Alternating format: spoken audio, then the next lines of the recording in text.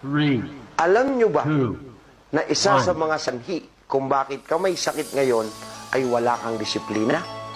At dahilan kung bakit ngayong may sakit ka na, umiinom ka naman ng gamot, hindi ka pa rin gumagaling kasi wala ka pa rin disiplina.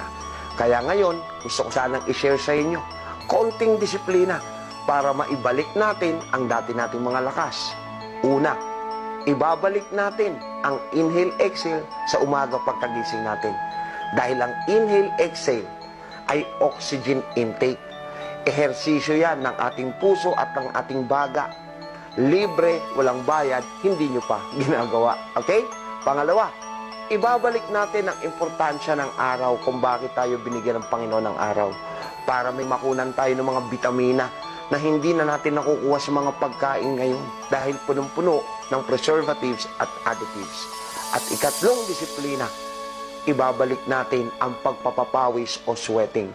Detoxification ang tawag dyan. Nakalimutan natin na pag tayo'y pinapawisan, nagre-release tayo ng mga lason. So, kung gagawin nyo yung tatlong itinuro ko na yan at yung itinuro ko dati na pag-inom ng 8 basong tubig araw-araw, makikita nyo, babalik unti-unti ang kakaibang sigla sa inyong pangangatawan. Nalaman mo yan dito sa Alam Nyo Ba?